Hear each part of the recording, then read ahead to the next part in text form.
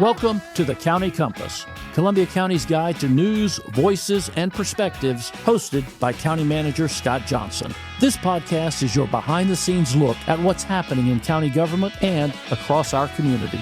We'll talk about the services, projects, and decisions that make Columbia County a great place to live. We're glad you're here. Thanks for listening to the County Compass. Now, here's Scott Johnson. Hello, everyone, and welcome to the County Compass, the podcast that keeps you connected to the people, projects, and progress that make Columbia County one of the best places to live, work, and raise a family in Georgia. I'm your host, County Manager Scott Johnson, and before we get to today's guest, I just want to take an opportunity to remind everybody to go back and listen to our previous podcast. Last episode, we had an amazing young podcaster in the room with us. Jaleel J. Fraley was with us, and he has a podcast called Save the Time. So had a great discussion with him. So great to invest in the youth in Columbia County. And speaking of investing in the youth in Columbia County, it was my desire to have the Executive Director of Columbia County Community Connections here this week on the podcast, kind of talking about what the kids do out there in Camp Sweat, and you'll hear that if you listen to my conversation with Jay.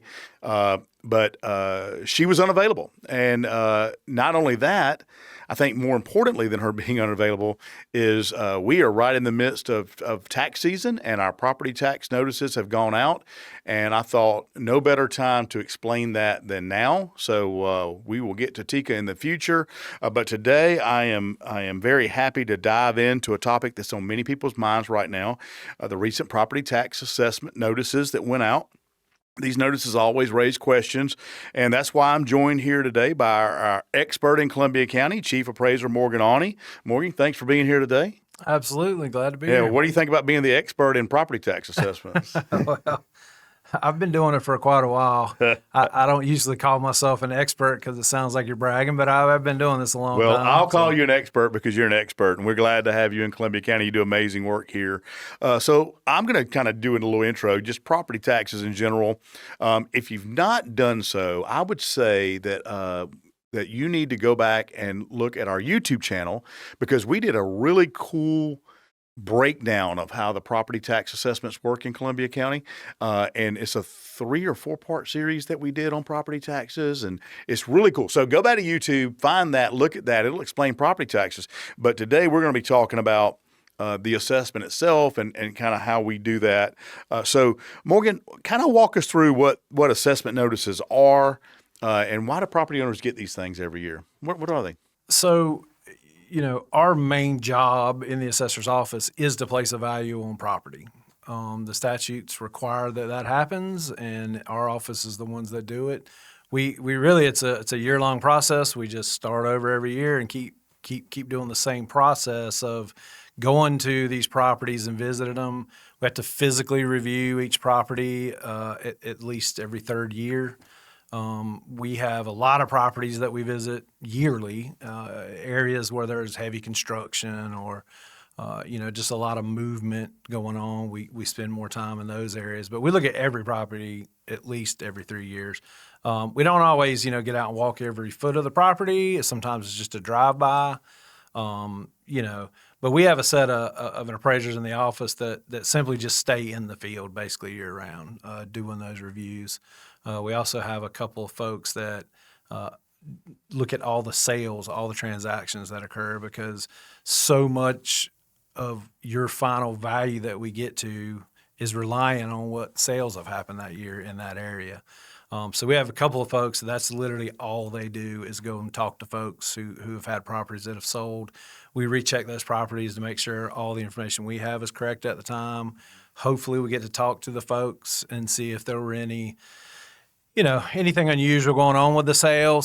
Not all sales we use to set values. Sometimes you may have a kin sale or a corporate sale. There's a long list of ones that we would call unqualified at that point. We wouldn't use those to assess value to other properties based on that sale. So let's just dig into that and talk about how the value is determined. So we know in Georgia, the way our property taxes are paid is we take the value on one side and then the way the law works is we assess a value, and then we take 40% of that value. That becomes your taxable value. Obviously, there's some exemptions that can come off of that. So you come up with a number, that's the value of your property, and then you multiply that number by the millage rate. Now, Columbia County historically has lowered the millage rate, and we're looking to lower the millage rate again this year. And many years we've gone all the way to the rollback rate. We're looking to do that again this year, which really means that as assessments are going up, if we go all the way to the rollback rate, it should balance that back out for people. Not always, but kind of. But I kind of want to talk a little bit about how you determine the values. And one thing I want to throw in there is I'm going to say it's a myth. You may say it's not a myth, but I mean, it's us talking, so I'll know. I've been told that when the county needs more money, that all I have to do is make a call to your office, and you will artificially jack up the values on the property. That way we don't have to raise the millage rate. Is that how that works? That's definitely not how that works. Have we ever had that conversation? Have I ever asked you to jack up a property or anything like that, or anybody else ever asked you to do that? And I've never heard of it ever happen, even previously when I was deputy, before I became chief. I talk to appraisers all over the state. A lot of people say that all over the state. They all tell me the same thing as well, that no, that's not. I mean, that's why our office is set up separately, running a board of assessors. Right. It's because, there's sort of three factors. There's the commissioners, you got the tax commissioner who's doing the collecting, and then we're setting the values. We're all separate. One's under a board, one's elected. Our board is appointed. And, obviously we all interact. There's things we have to do to talk to each other. But when it comes to influence or, something happening that changes what we do, it just doesn't happen. Let's say this. You work for a board. I work for a board of commissioners too, and we don't operate off of taking direction from any one commissioner. The board has to direct me, or a majority of the commission has to direct me. And I think it's the same thing with you, but I just kind of want to clear this up because I've heard this recently. Can one board member on the Board of Assessors, I mean, that's who you work for, is that board, right? Can one member call and say, hey, I don't like Scott Johnson. Can you jack his property up this year? Is there a way to go about doing that? I mean. No. I mean, you would have to have the whole board agree to do it. Right. Publicly. Exactly, in a public meeting. And there had to be a reason for it. It couldn't just be because he didn't like me. There would. I mean, that's who I work for, but I'm sure you would be the same way, and a lot of people would. If somebody tells me to do something I'm not supposed to do, I'm just not doing it. Exactly. I love working here, and I need my job, but I'm just not doing it. So let's talk about how values really are determined then. So we're going to talk, I know you kind of mentioned a little bit, sales, fair market value, or whatever. What kind of goes into how you guys determine your fair market value every year? It's a long process, longer than this podcast, but in general, the first half of it is a cost valuation. There's three methods in appraisal. You got income costs, and then your market or sales approach.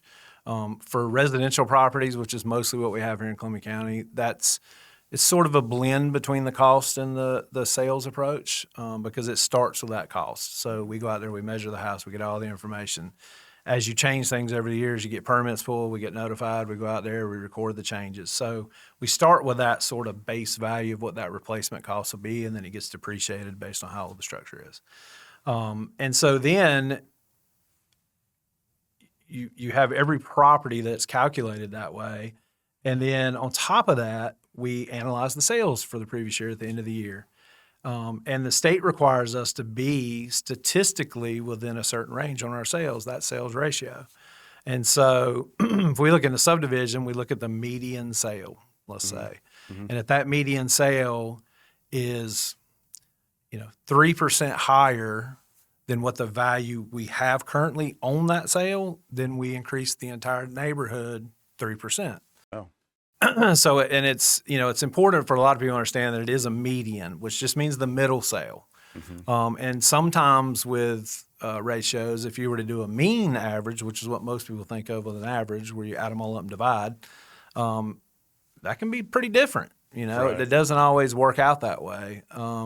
But that's what the Georgia code says we have to do.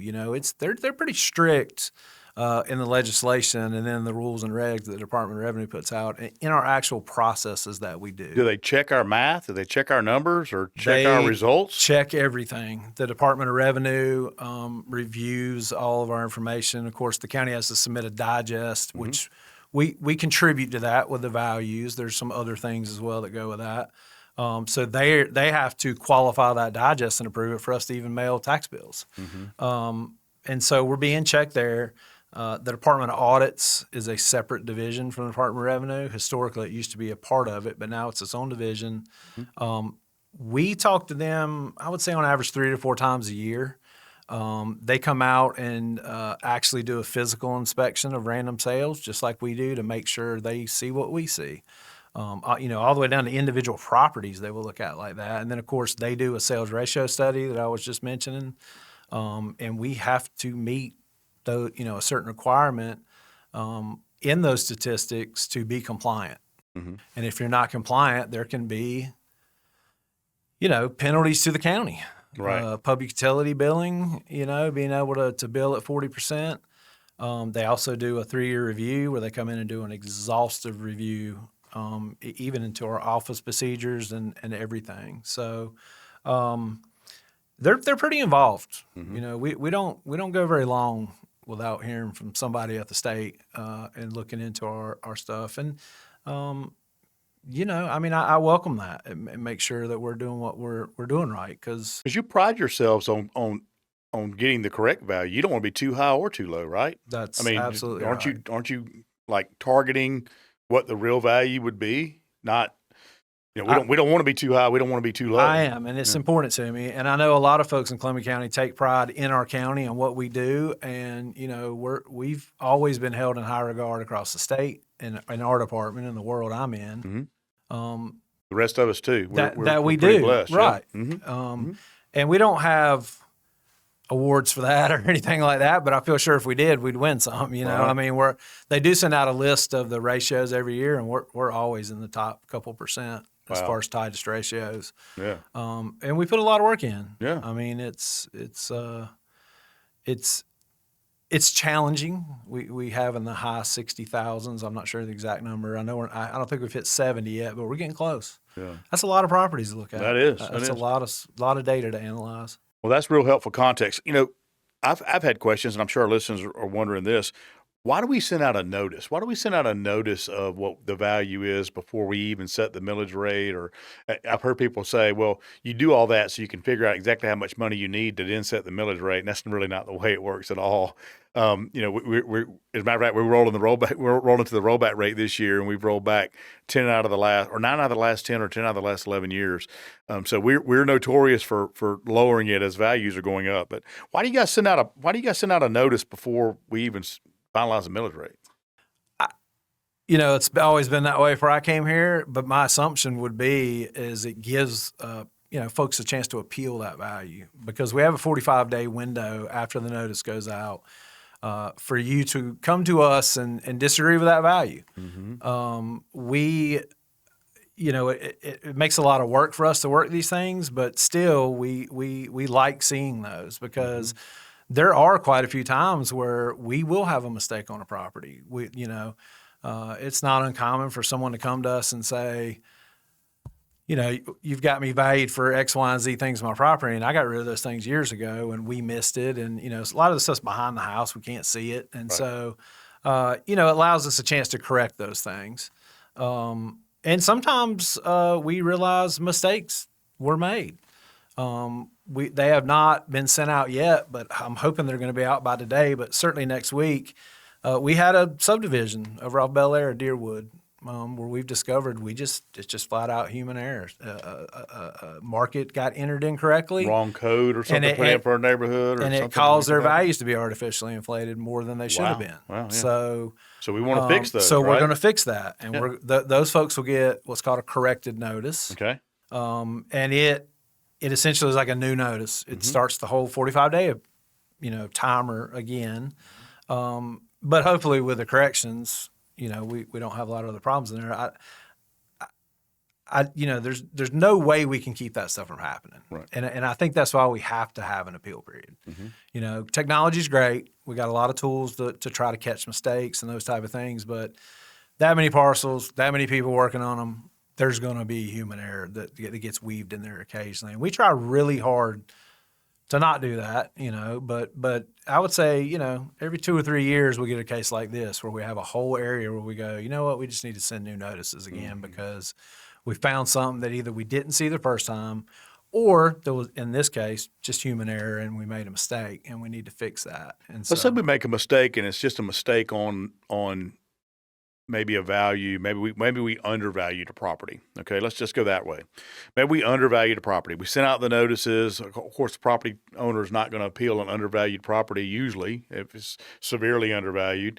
But let's just say we made that mistake and it was undervalued and we sent it out. Nobody appealed it. And then they get their tax bill and they pay their taxes. If we catch that mistake next year, can we go back and fix that? I mean, can we go back? Not what they've already paid, but Right. let's just say hypothetically that your house is worth. Let's just say your house is worth $300,000, and we had it at $200,000, and next year it's going to be worth $350,000. Can we go from $200,000 to $350,000 the next year if that's what the real appraisal is or real assessment is? yes, I've heard a lot of confusion about this over the years. A Yeah, lot of clear that up. taxpayers think that there's some kind of limit on what the increase in value can be. The statutes do not say that. We have to put fair market value on that property. And so anytime we discover a mistake like that where let's say it's in the favor of the taxpayer, right, which is what you were saying. I can change things that will help them on their value and bill afterwards, but I can't reassess property. Mm-hmm. So if you put an addition on your house this year and I didn't get it, it just doesn't, nothing happens. You just got the benefit of that. But I can fix it for next year. Right. If we mistakenly, or let's say we pick your addition up thinking it's going to be finished by the end of the year, but then it turns out it wasn't for whatever reason, and we didn't know that, I can go back and correct that for the current year and lower your value. Mm-hmm, mm-hmm. But it's a very rare circumstance where we raise it because of an error. It has to be a clear-cut clerical error is the phrase that's used in the code. Because you guys are touching all of these and looking at them. There's eyes, so you have the person that goes out and does the assessment or looks at it. Then you got the person that does the input. Then you got a supervisor that goes and looks at it. Then you may audit some of those, or you'll have an audit team. Then the state audit team is going to come in and take a look at that. I mean, so it's not one guy goes in there and says your house is worth $250,000, and all of a sudden that's what we input. No, that's right. There's a lot more to it, right? There is, and we rarely look at individual properties when it's time to put value on property. Mm-hmm. That's the front end. We're getting our characteristics right. Mm-hmm. Then after that, it just becomes we're really valuing the neighborhood. We're looking at what the market is doing in that area, and then we're adjusting all properties based on that. If you get a fee appraisal, say you're getting your house refinanced and you had to have an appraiser come out, what they do is a little different. We have the same sort of principles, but they're looking at specifically your house. They're trying to find comparables that are really close to yours and come up with a value. And that is a more, you could maybe say, accurate way to place a value on a house. But the purpose of mass appraisal that we do in government is because, I'd have to have a staff of 500 people if we were going to do that on every house every year, right? So the mass appraisal works pretty good. You have outliers and you have things that get missed. And again, that's what the appeal period's for. They can come in and we can try to look at that and see if there's an adjustment to make. Yeah. So, and think about that. We're trying to be fair to the taxpayer. Now, in Columbia County, we're going to do everything we can to eliminate homestead property taxes, and you're familiar with that. We've been working on that project now for over a year. So hopefully we will get to that point. But until we do, people, obviously they're going to get their assessment. Their house is going to be worth X or Y or whatever the case may be. But remind people, we only tax them on 40% of that value, right? We're not even taxing on the full value of a house. That's correct. So, it's important to have that value right, but the fact that we're taxing on 40% of that value to me is more fair to the taxpayer than if we were taxing on 70 or 80% of that value. I don't know. It just seems like it's a more fair way of doing it at the 40%. And then the other thing that I wanted to ask you was, you've been here a long time. You've been in Columbia County. We've worked together now for many years. You and I have been together many years. And again, even though you're in the Board of Assessors and I'm in the Board of Commissioners, we work closely together, budgets and other things that we work on. And what has been your opinion or assessment of what's happened to property values in Columbia County versus other places in the state or maybe other places in the country? I mean, how have our values looked here and why you think that is? Well, until COVID hit, if you had asked me back then, I would have said we've been very steady, constant increase, super strong economy here, just not turbulent, during the market upset back in '09 through like 12 when all that was happening with the real estate bubble. We didn't really see that here. Values stayed fairly constant through that whole period. Whereas other places around Atlanta, values were crashing. Out in Houston, Texas, it was really bad. Las Vegas, Nevada was really bad. But we were still seeing 4 or 5% increases here across the board, So we have an unusual county where we do have that stabilization. And I think that a lot of that comes from the Ford and the nuclear plants and things that are around us. A lot of folks around here work in those industries. And it's just a growing economy. Everybody wants to move here. And so even when it's down, we're not down as much as everybody else usually. And so it's just, we're just in a thriving place that's growing. And as you keep bringing all those new folks in and keep, increasing the desirability of living here, it's going to raise values. We got great schools, all the things that people are looking for, and so in my opinion, I just can't imagine us ever doing anything different. These last several years have been very volatile. I listened to an economist at a seminar I went to who kind of was looking at the last 50 years of the housing market. And, if you draw that straight line graph, what it had been doing, you end up right where we're at. It's just that the market was dipping in a depression for years, and then it shot up like crazy. But we kind of really just got to where we should have been all along in a normal housing market. And so, but it's a big shock to everybody. I mean, we had a lot of properties in the county that really increased a lot. But I know folks all over the state, and there were other counties that were worse than ours, especially the stuff closer to Atlanta. I know Cherokee County, I believe it was. They were magnitude or orders of magnitude higher than we were increases. And some of that could be because, previously their values may not have been quite where they should have been. And so you see those bigger jumps. And that happens here too sometimes. A lot of people were upset last year out in Appleton. We increased land pretty drastically out there last year. I live in Appleton, for the record. My land, It was because, again, we had not had a lot of sales each year out there. Then you start getting some. When you look at the map and you get one here and another one 5 miles down the road and one here, and you go, well, they're all higher than what they're at. But, if I only get a couple sales, there could be outliers. There could be things we don't know. And so we try to be conservative and be a little hesitant. I don't want to raise people's values too much, right? I know it affects taxes. I pay taxes too. Nobody wants their tax bill to go up. Right. And so last year we had a slew of sales out there compared to a normal year. And what they showed us we were very undervalued out there. And then the sales we had this year were higher again, not drastically like they were, but it showed a slight increase over last year. So that tells me it wasn't just a fluke and for whatever reason sales were inflated out there. We had just been behind for years out there. And so we had a lot of appeals last year saying, well, how can it go up this much? It can't go up this much. Like, it's the value, right? Fair market value. Right. It is what it is. And nobody really wants to hear this, especially at first when you open your notice, because you're just getting the news. But I don't like to be undervalued, but I would rather be undervalued than overvalued. Those folks really have been getting essentially a break on their taxes for previous years because we were undervalued. No one in our office thinks values went up those kind of increases realistically in a year. We had just been undervalued leading up to that point. And again, when we have the sales, the state's going to look at those sales, the DOA is going to look at those sales. We have to bring those values to what the sales say they should be. Yeah, and I think it's a really good point. Columbia County is a desired place to live, and as people want to come here, it's just going to continue to drive those values up. And I think that's a good thing that your property values. A lot of people, that's their most, important investment or their biggest investments, their home.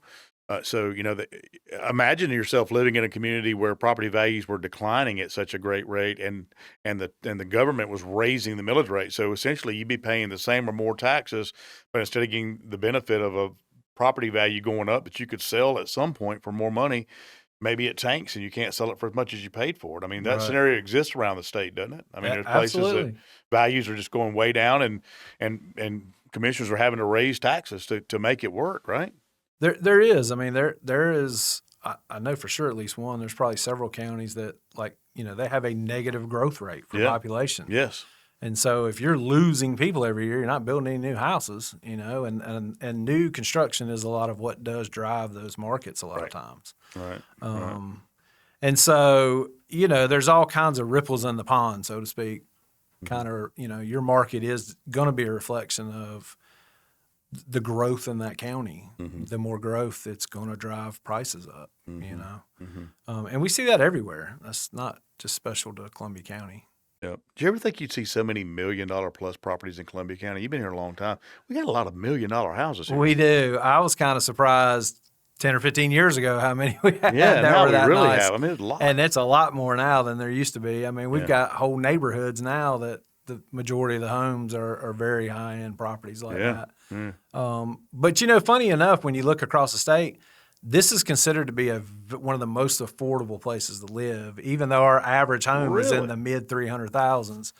I don't know that I've ever heard that. I'm glad you pointed that out. Every metro county, all of the Atlanta counties, and even the surrounding ring around the Atlanta counties, those are all considered to be sort of suburbs of Atlanta. Right. And I don't quote me on this because I don't remember the exact number, but it's somewhere approaching 600,000 is the average home. Wow. And so when economists look at the market in Georgia and they look at our area, us and Chatham, Savannah, those two areas are seen. They always are hot, and there's always a lot going on because we're affordable. Right.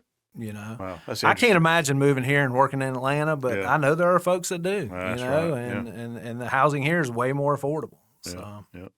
Well, I appreciate that. I think that clears up a lot of things. Any other misconceptions or final thoughts for our residents that you want to throw out there before we wrap up? I would just encourage folks, because we just did send out notices. If you got any questions or concerns about your notice, we didn't mention it earlier, but legislation changed this year, and we actually do have a new notice. So the actual form itself looks a little different. It changed last year, and prior to that, it was that way for 10 years or so. But there are some changes. There's no more estimated tax on it. The legislators were trying to get the assessment notice back to what it was supposed to be, which is just a notice of value. They did include a box at the bottom, you'll see, that talks about your total savings. Yep. And beside that, it will list what is those dollars coming from. Is it a homestead exemption? Are you in conservation use program? Whatever the case may be. But the notices, they only give so much information, right? It's a brief overview of what's going on with your property. If we change the value because you added an improvement, it's going to just say added improvement. It's not going to give any details. But we're a phone call away or an email. Yeah. Feel free to call our office. Any of our staff will be happy to talk to anybody to explain what's happening to your property. And we do that a lot. We get a lot of calls that don't really turn into appeals. They just want to know what's going on. And then once we explain it to them, a lot of times they understand. Sometimes they're still not happy, and that's fine. They, more than happy to follow through with the appeal process. Very good. We do make quite a few changes during those appeals. I see on social media some people saying, well, they ain't going to change it. And sometimes we do. It just depends. But sometimes we're right to start with as far as our facts, and so those don't change. Very good. Well, thanks again, Morgan, for coming in and joining us and demystifying this topic. I mean, there's a lot of things out there. A lot of people are talking about taxes. So I appreciate you coming in very much, and hopefully we'll have a smooth tax season, and maybe we'll have you again in the future if there's other things we need to talk about. Sure, would love to. Yeah, Thank you so much. Well, as promised, I'm going to go into the most ridiculous thing I've heard lately, and this kind of goes along these same lines of what Morgan and I have been talking about, and has to do with county boards and county appointments. Morgan actually works for a board of assessors that is appointed by the Board of Commissioners, and those people are citizens in our community that get appointed to that board. And we have lots of boards. We have library board, recreation board. We have the Planning and Zoning Commission. There's lots and lots and lots of political appointments. So to the most ridiculous thing I've heard lately is that we have some people serving on our boards that may be using their position to negatively affect other people in our community. And I think we've already kind of debunked that one today a little bit. I didn't bait Morgan with that question, but I asked him, hey, can one person do that? Certainly people on boards can bring their own ideas in that they want to, but they have to share those with the rest of the board. It has to be approved by the majority of that board and then obviously put in place by the staff. And then I think along the same lines, talking about who's appointed to those boards, it's really no different than at the national level, regardless of who's in power at the time. Right now it's President Trump. President Trump has a lot of political appointees that may be people from his own political party. He may not have any from the other political parties. He may, I don't know, but he may not. And when President Biden was the president before President Trump, he had appointees. A lot of them were from his political party. May or may not have had any from any other political party. So I think that a lot of us may get upset when we look at these boards and say, well, why is so-and-so there, or why are they serving in that capacity, or why are they doing this, why are they doing that? I think it's genuinely because they bring a talent to the table and they have relationships with the elected officials that appointed them to those boards. But to think that anybody was appointed to a board to be able to misuse that power or misuse that, and I say power, these boards are generally advisory in capacity. Board of Assessors is a little different, but they have to vote publicly and openly on things. To think that somebody's going to go in there and rig something in the county on anything, Recreation Advisory Board, think they're going to rig, so-and-so being on so-and-so's team, folks, that's absolutely ridiculous. It's just it just doesn't work that way. And the qualifications of these boards are pretty loose. You don't have to be elder statesman to be served on one of these boards. So I think that's come into question too. So I'll leave that there and just say that I guess if things continue the way they are now, commissioners are going to come and commissioners are going to go, and they're going to appoint who they want to appoint to these boards, and the people are going to serve in those capacities. And unless they do something on that board that is illegal, immoral, unethical, or violates the law in some way, shape, or form, in their capacity as a board member, I would say that they would probably continue to serve at the pleasure of the commissioner that appointed them. So, again, we'll leave that right there. Well, thank you for listening to this episode of the County Compass. If you have any questions about anything you've heard today, you heard Morgan say you can reach out to his office. You can reach out to our office. You can always go to columbiacountyga.gov. I would encourage you to go to our website. Our Public Relations Director, Cassidy Harris, has implemented a new chatbot on our website, and it's really cool. It works really well. So go try that out. But if you can't make that work, or you have additional questions and it won't transfer you to who you want to talk to, it will. But if it doesn't, call me, call Cassidy, call anybody here at Columbia County, reach out through our normal channels. That wraps up this episode of the County Compass. If you enjoyed it, make sure you subscribe on Apple Podcasts, Spotify, and YouTube. Leave us a review. More importantly, thank you for tuning in and being an engaged part of Columbia County and our community. Your input and participation makes our county stronger. Stay safe, stay involved, and keep loving this county as much as I do. Take care. This has been the County Compass, Columbia County's guide to news, voices, and perspectives. Thank you for listening. We appreciate you taking the time to stay informed about the issues, initiatives, and people impacting our community. And we sincerely hope today's conversation helps you better understand the work being done in Columbia County. Be sure to subscribe so you don't miss future episodes. As always, visit Columbia County's official website or social media channels for additional information. And until next time, thanks for tuning in.